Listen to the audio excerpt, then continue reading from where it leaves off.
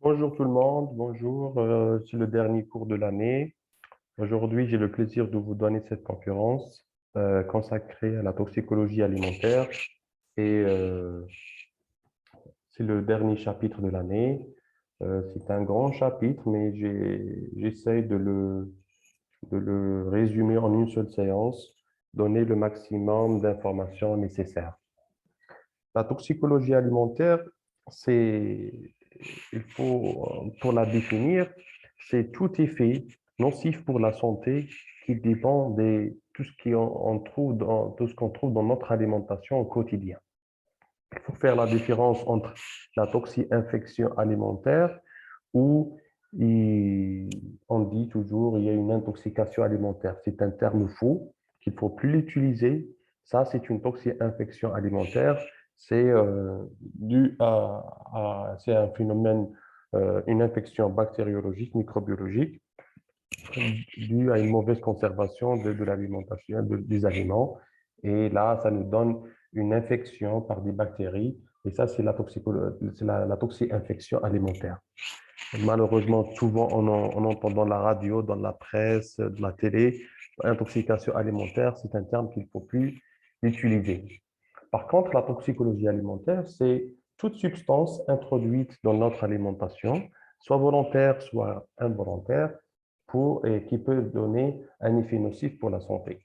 C'est pour ça qu'on va diviser cette conférence en deux chapitres, les chapitres des additifs alimentaires et des chapitres des contaminants alimentaires. Qu'est-ce qu'un additif et qu'est-ce qu'un contaminant? Un additif, par son nom, par sa définition, c'est une substance qu'on a rajoutée de façon intentionnelle, c'est-à-dire c'est volontaire, on a rajouté une substance à notre alimentation. Par contre, un contaminant, c'est une substance qui existe dans l'aliment, mais qui n'a pas été rajoutée de façon intentionnelle comme l'additif, mais qui a contaminé notre alimentation. Et là, il y a deux gros chapitres, le chapitre des additifs alimentaires et le chapitre des contaminants alimentaires.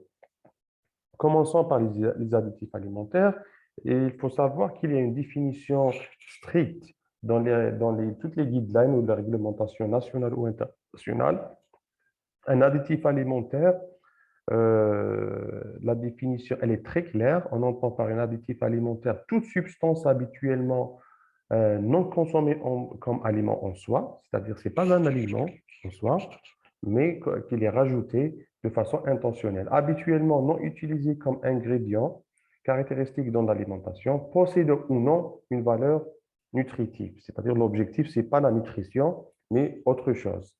Et dans l'adjonction intentionnelle aux denrées alimentaires, dans un but technologique, c'est-à-dire on a besoin de rajouter cette substance pour l'industrialisation, pour le marketing, dans toutes les étapes, le stade de la fabrication, la transformation, la préparation, le traitement, le conditionnement, même le transport et entreposage des aliments, qui a pour effet, on peut raisonnablement être estimé d'avoir un effet, qu'elle devient elle-même ou ses dérivés deviennent directement ou indirectement un composant des denrées alimentaires. C'est-à-dire c'est quelque chose qu'on a rajouté, ce n'est pas par sa valeur nutritive, ni par son effet, mais c'est dans un but technologique de l'industrialisation d'un aliment.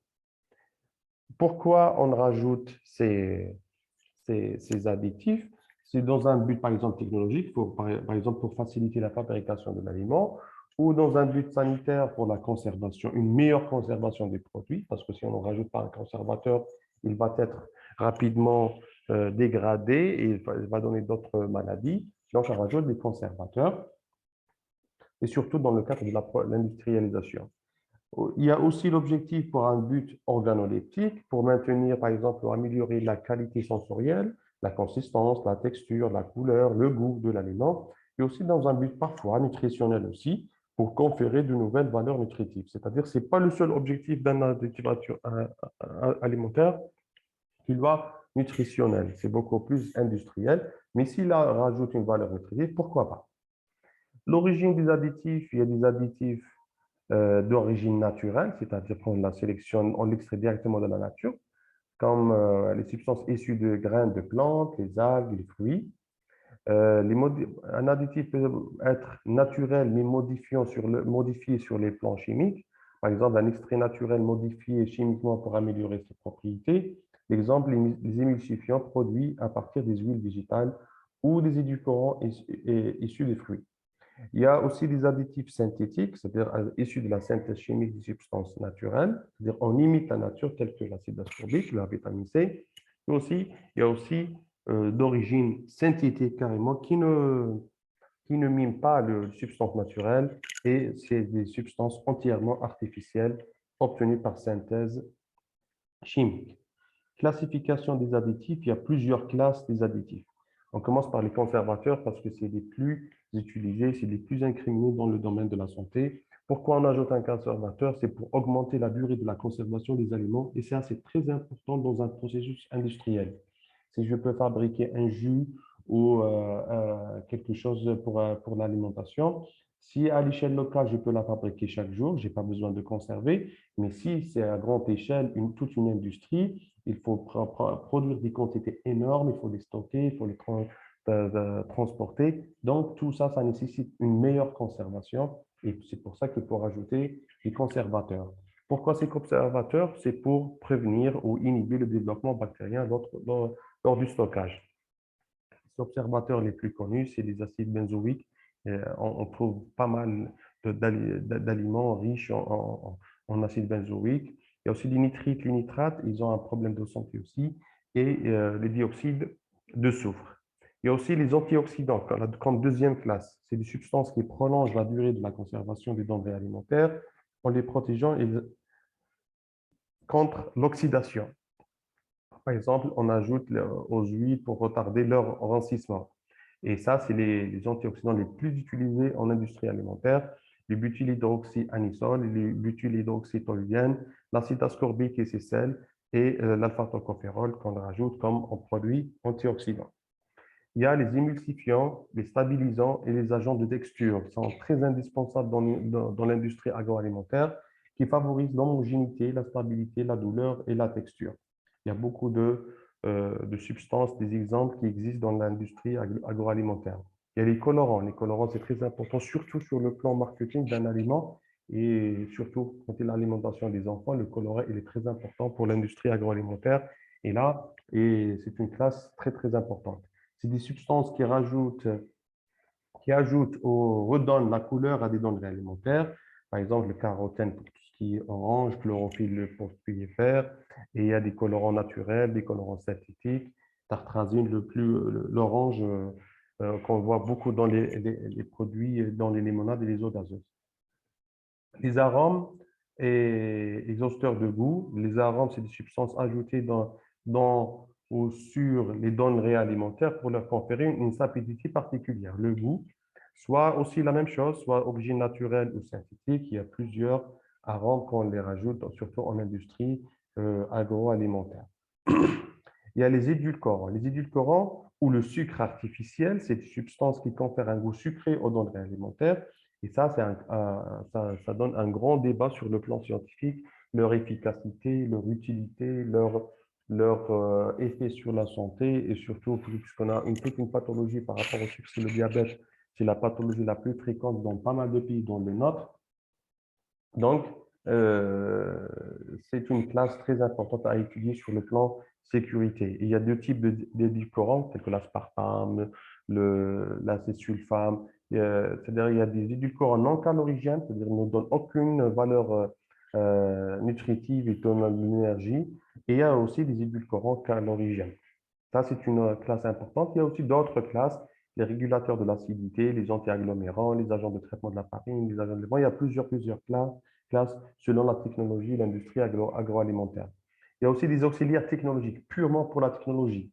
C'est-à-dire, il y a des agents d'émolage, des agents de lavage, des agents de pelage, les antimoussants. Ça, on ne les comprend pas très bien, nous, en pharmacien, mais c'est très important en industrie agroalimentaire. Nous, ce qui nous intéresse, c'est leur risque pour la santé. Le risque pour la santé, ça, il faut savoir une chose très importante, que chaque produit, il a sa fiche, je ne parle pas de la classe, hein, je parle un produit d'une classe, il a sa particularité, sa toxicité, sa sécurité. Donc, on ne peut pas les regrouper sur le plan sécurité, elles ne sont pas homogènes. Chaque substance, elle a son propre profil et son risque de consommation quotidienne.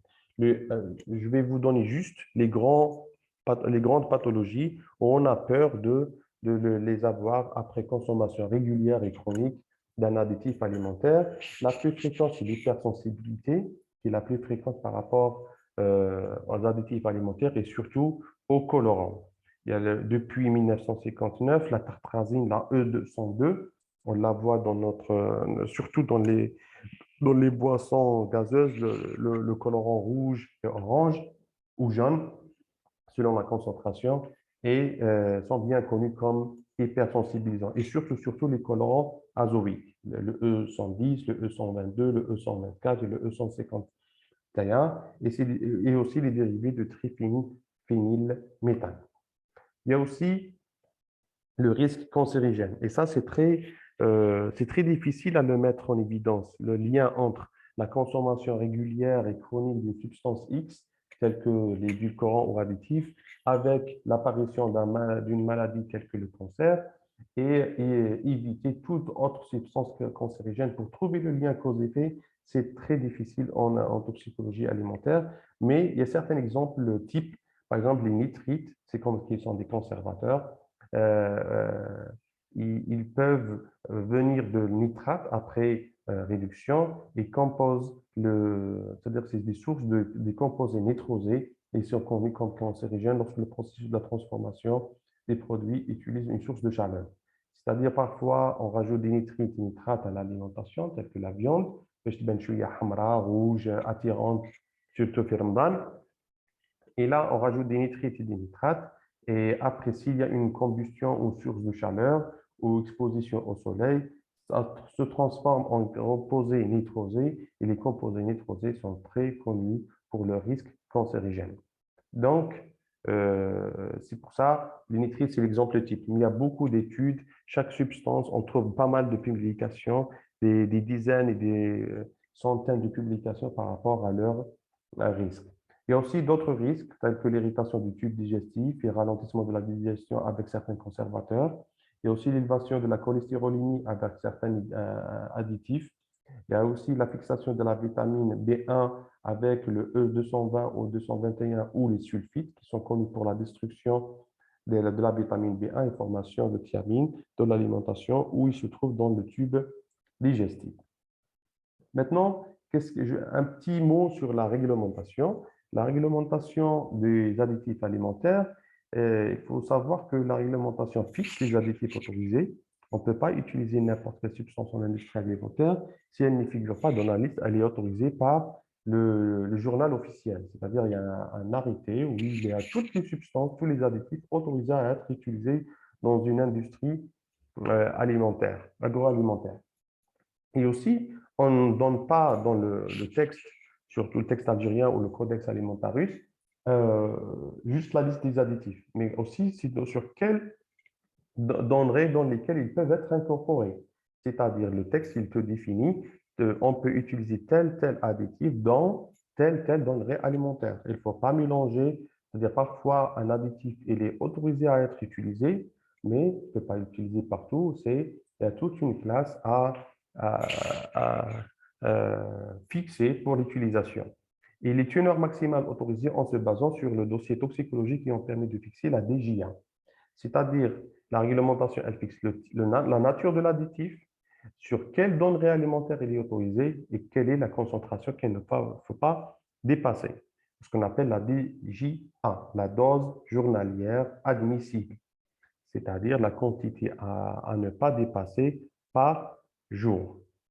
Ça, c'est très important chez nous. Par exemple, on prend n'importe quelle alimentation, on va vérifier la présence de oui ou non d'un additif alimentaire. Est-ce qu'il est autorisé à être utilisé dans cette exactement denrée alimentaire et à quelle concentration? Quelle concentration, c'est-à-dire moi, je vais calculer la concentration que j'ai trouvée dans mon échantillon et je vais la comparer à la dose journalière admissible. Et donc, comment fixer la dose journalière admissible? Quelle est la concentration? Ou si je consomme cet additif de façon quotidienne, journalière, et ça ne présente pas aucun risque pour la santé humaine. Pour que une industrie agroalimentaire ou un fournisseur d'un additif alimentaire inscrit sa substance dans la liste autorisée, il faut qu'il justifie. Il se justifie le besoin technologique, c'est-à-dire on ne va pas enregistrer un additif juste pour l'enregistrer, il faut qu'il y ait un besoin technologique suffisant et aussi qu'il présente son profil de sécurité et sa toxicité. Et il doit prouver qu'il n'y a aucun danger pour la santé si on consomme la substance et aussi la notion de la DGA, la dose journalière admissible. Si le fournisseur de cette substance il fait son dossier complet, il est étudié par les autorités et on l'inclut dans la liste positive des additifs alimentaires et il devient autorisé, bien sûr, dans les meilleures les conditions d'utilisation. Je pense pour la codification, avant, on utilisait la codification européenne où tous les additifs sont classés par classe et ça commence par un E et le E 200 jusqu'à 180 c'est pour les colorants, de 200 jusqu'à 297 pour les conservateurs et ainsi de suite. Mais on n'utilise plus cette dénomination depuis 2012. Il y avait un décret exécutif sur les additifs alimentaires où on est passé de la classification européenne à la classification internationale où ça commence par SIN. SIN, s'il commence avec le chiffre 15, c'est pour les colorants. SIN avec le chiffre 2, c'est pour les conservateurs et ainsi de suite. Parce qu'avant, c'est vrai qu'on avait beaucoup plus de relations commerciales avec l'Europe, mais maintenant l'Algérie elle a diversifié ses relations d'importation ou d'exportation de ses produits. Et c'est pour ça qu'on est passé à cette nomenclature et cette codification des additifs alimentaires. Voilà, c'est pour la première partie concernant les additifs. C'est juste qu'il faut savoir leur classification, leur utilisation, qu'il y a un texte réglementaire et aussi un aspect légal où on doit utiliser de façon rationnelle, c'est-à-dire telle substance utilisée dans telle denrée alimentaire et à telle concentration. C'est le seul message à vous faire passer pour vous, étudiants en 5e année et par la suite. Pour la deuxième partie des contaminants alimentaires, euh,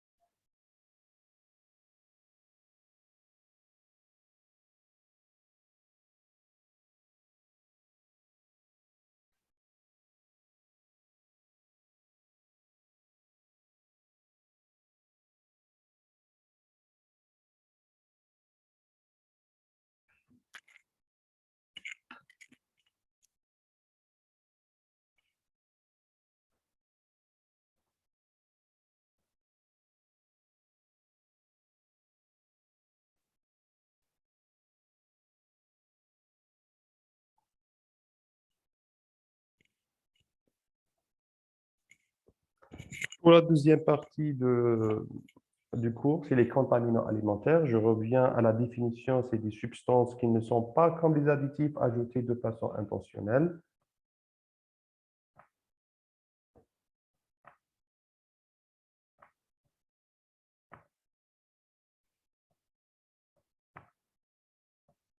Mais qui ne sont pas ajoutés et c'est au cours de sa fabrication, la fabrication jusqu'à la consommation, il y a des substances qui ont contaminé notre alimentation et qu'il faut les étudier. Un contaminant, il doit toujours commencer par sa définition, c'est toute substance qui n'est pas intentionnellement ajoutée à l'aliment, mais qui est cependant présente dans celui-ci comme un résidu de la production, de la fabrication, de la transformation, de la préparation, du traitement, du conditionnement, de l'emballage, du transport et de la distribution ou du stockage du dit aliment ou à la suite de la contamination par l'environnement.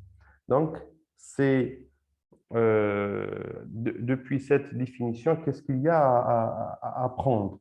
La première des choses, c'est des substances qui ne sont pas ajoutées de façon intentionnelle. Mais il y a deux types. Il y a ce qu'on appelle la contamination par l'environnement il y a aussi un résidu. Qu'est-ce qu'un résidu? C'est-à-dire que c'est une substance qui a été rajoutée au début, mais qui ne doit pas rester à la fin.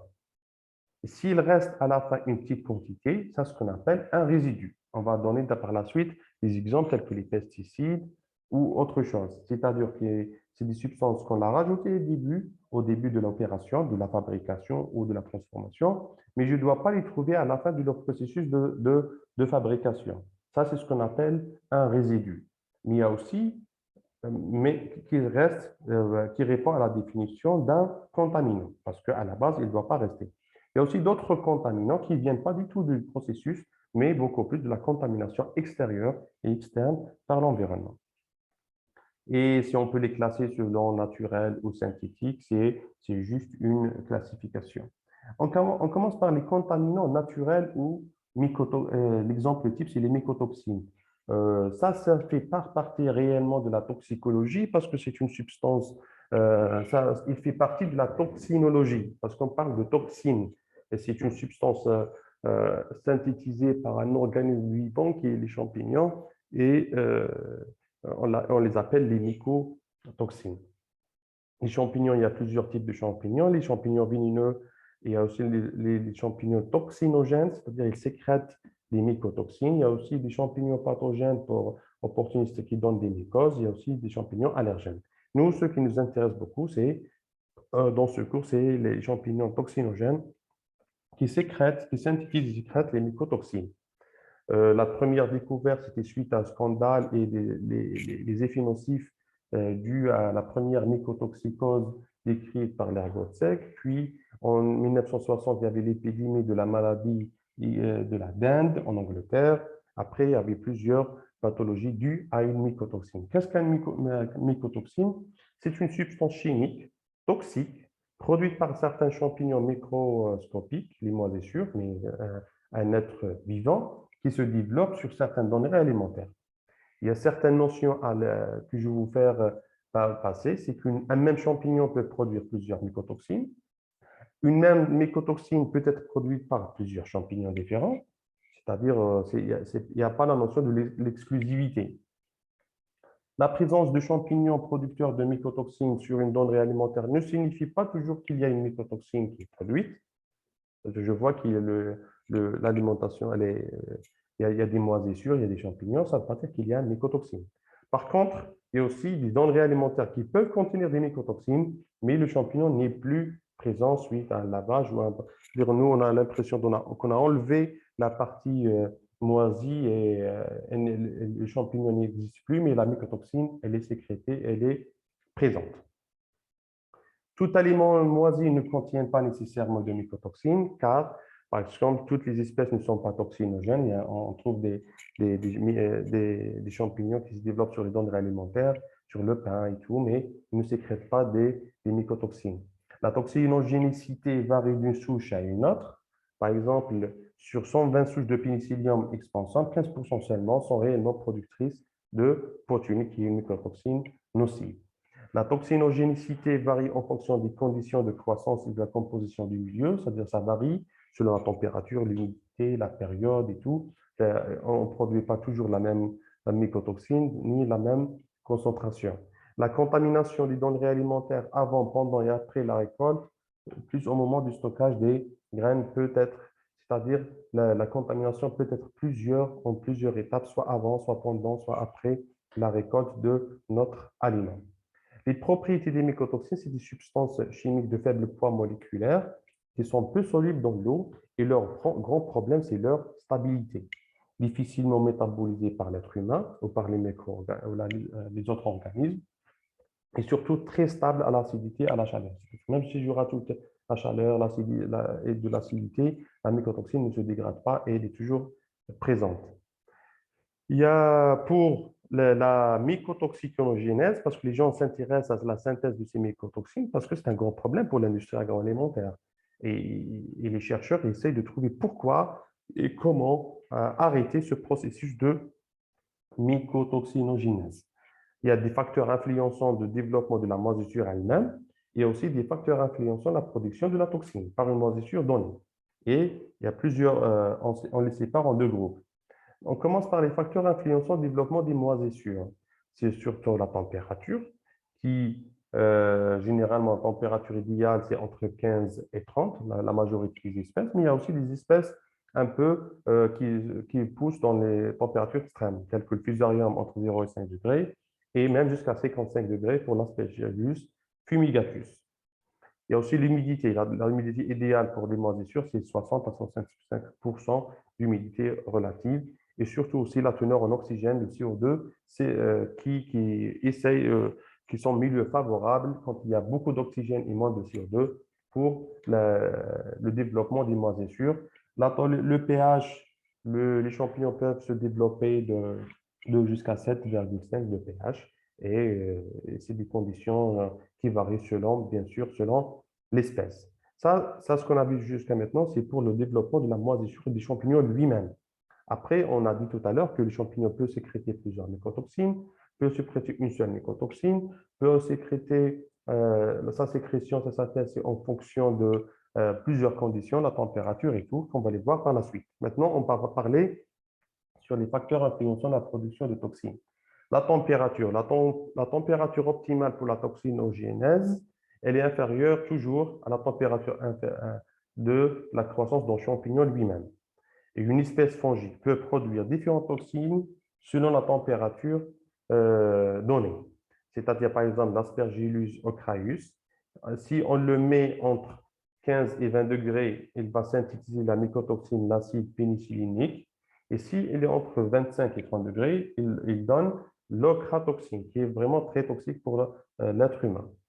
Il y a aussi la nature du substrat, c'est-à-dire sur quelle denrée alimentaire ce mycotoxine va se développer. Par exemple, les aflatoxines synthétisées par l'Aspergillus flavus, elle est très importante quand il se développe sur les céréales, sur les arachides, mais elle est très minime quand il se développe dans le substrat d'origine animale. Le pH aussi, en fonction du pH, on trouve plusieurs pour la même espèce de champignon, même espèce de denrée alimentaire, par exemple la tomate, si on varie juste le pH, on va trouver plusieurs types de mycotoxines. Ça, j'ai juste une introduction pour parler sur les aflatoxines qui posent un grand problème pour la sécurité des aliments et des denrées alimentaires. L'aflatoxine, c'est une mycotoxine produite par des champignons appartenant au genre Aspergillus. Et il y a plusieurs composés de aflatoxine, à peu près 18. Et ils ont un noyau de base commun entre toutes les aflatoxines. Le champignon mis en cause, c'est l'Aspergillus flavus, l'Aspergillus parasitus et l'Aspergillus nomulus. Et les exemples, les composés majeurs, c'est les aflatoxines B1, B2, G1, G2, selon la composition chimique. Leur problème, c'est que la cuisson ou le chauffage des aliments ne détruit pas les aflatoxines. Ils sont très résistants à la cuisson. Tant qu'on chauffe ou on fait la cuisson, rien ne change. L'aflatoxine, elle est là. Les aspergillus infestent de préférence les plantes oléagineuses, les arachides du maïs, surtout dans les pays chauds. Et c'est des produits, les arachides du maïs, c'est des produits de base de plusieurs types de denrées alimentaires. Les fruits secs, les fruits séchés aussi sont également de bons substrats pour les aspergillus. Un gros problème aussi, c'est que tellement ils sont stables et tellement, par exemple, consommés, le maïs et tout par la vache laitière, ils sont absorbés, métabolisés. On a, par exemple, l'aflatoxine M1, il y a aussi le cas d'hydroxyaflatoxine B1 qui sont métabolisés chez la vache et quand on sécrète le lait, quand elle donne le lait, elle est contaminée par l'aflatoxine. C'est pour ça dans le contrôle qualité du lait de vache, c'est toujours, il faut chercher la présence ou non des aflatoxines. Pourquoi ces aflatoxines par exemple, par voie orale, sont absorbées rapidement, sont concentrées au niveau du foie, mais aussi métabolisées au niveau hépatique par diverses enzymes. Les aflatoxines sont éliminées sous forme de glucorosulfoconjugués par voie urinaire et le M1 est éliminé dans le lait chez la vache et le lait de vache. Ça, c'est juste le métabolisme de, de l'aflatoxine. Et sa toxicité, elle est elle est très nocive pour la santé, surtout après les dérivés oxydés qui sont électrophiles. Ils peuvent détruire la cellule hépatique. Déjà, dans le noyau, il y a une inhibition de l'ARN polymérase. Il y a une liaison covalente avec l'ADN. Dans la mitochondrie, c'est un autre d'autres dégâts aussi, augmentation de la perméabilité des mitochondries et le transfert des électrons, la phosphorylation oxydative, il est interrompu. Et au niveau de la membrane lysosomiale, elles deviennent très perméables et c'est-à-dire si on touche le noyau, la mitochondrie, la membrane lysosomiale, là, la cellule, elle est vraiment en souffrance et on assiste à des, d'une lyse cellulaire au niveau du foie. Autres fonctions aussi même sont inhibées avec les aflatoxines, par exemple la synthèse protéique, la synthèse de facteurs de coagulation, la synthèse de l'acide gras, il y a un problème au niveau de la glycogénolyse et surtout le grand problème, le grand problème des aflatoxines, c'est que ce sont des mutagènes et des cancérogènes qui sont classés par la catégorie 1 selon le CIRC. L'intoxication aiguë par les aflatoxines, c'est comme si une infection bactérienne, mais elle est très grave. Ça commence par des diarrhées, vomissements, après ictère et anémie parce que le foie il n'est pas bien. Après une fièvre suite à une jaunisse, évolution rapide, une hépatomégalie et un décès en 24 et 48 heures. Et en intoxication chronique, si la dose n'est pas vraiment importante pour donner une intoxication aiguë, à la consommation chronique des produits contaminés par des aflatoxines donne le cancer et surtout le cancer hépatique. Ça, c'est pour tout ce qui est mycotoxines, aflatoxines, contaminants non intentionnels des denrées alimentaires.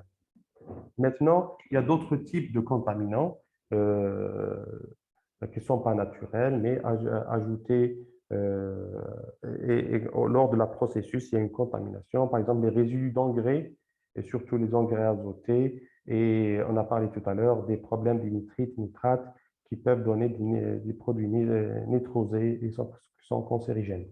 Il y a aussi les résidus des pesticides. Pour parler sur ce sujet, il faut un autre chapitre, les résidus de pesticides, c'est-à-dire l'agriculteur, quand le champ, il applique des pesticides contre les insectes et tout, mais il doit respecter un certain délai pour la récolte. Pourquoi? Pour que ces pesticides qui sont ajoutés au début de façon intentionnelle, normalement, ils ne restent plus dans notre alimentation et ces résidus, ils doivent être inférieurs à une certaine concentration pour ne pas donner un effet nocif pour la santé. Il y a aussi les résidus des produits vétérinaires. C'est un gros problème de santé publique. Tout ce qui est antibiotiques et tout. L'éleveur, quand il fait pour le poulailler, quand il injecte les antibiotiques, il doit aussi respecter certains délais pour avant abattre par exemple, la poule ou la vache et tout. Et là, il faut que la viande ou les œufs ou la viande blanche ou la viande rouge ne doivent pas contenir une concentration élevée. Il y a une limite à ne pas dépasser, ce qu'on appelle les LMR, par rapport aux médicaments ajoutés tels que les, les antibiotiques, les hormones anabolisants, la testostérone, la progestérone et tout. Les résidus des métaux aussi, l'alimentation doit être saine et dépourvue des métaux qui peuvent contaminer la denrée alimentaire lors du processus de la fabrication, l'industrialisation, soit de l'extérieur, l'activité industrielle, gaz d'échappement des véhicules, la vaisselle, les conduits d'eau, et généralement, on cherche beaucoup plus le plomb, cadmium et mercure. Et on connaît très bien les, les catastrophes, incidents de Minamata et la maladie hépatite 6, c'est des métaux qui ont contaminé l'alimentation, soit le poisson, soit le riz, qui ont causé des dégâts. Il y a aussi les contaminants chimiques, la dioxine, la PCB, la bisphénol polychloré. Aussi, c'est des produits chimiques qui sont très nocifs pour la santé, surtout à long terme, qu'il faut les contrôler notre alimentation. Les HAP, sont très connus pour leur effet nocif pour la santé, surtout le benzoapyrène qui est cancérigène et surtout qui vient de la combustion. À chaque fois, tout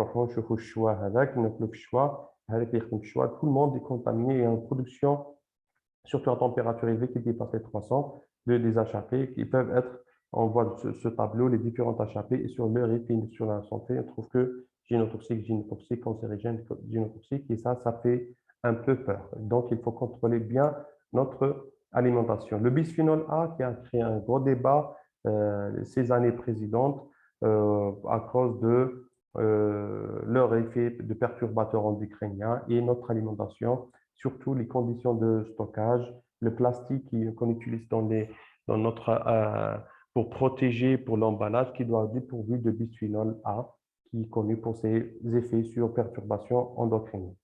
Pour les normes, il faut que tous ces contaminants, ils doivent, c'est-à-dire pour le risque de trouver zéro, c'est très faible, mais les autorités de régulation cherchent à fixer des seuils où on est un peu sûr, malgré une contamination à très très faible quantité, on les tolère. Et ça, c'est ce qu'on appelle les limites maximales des résidus.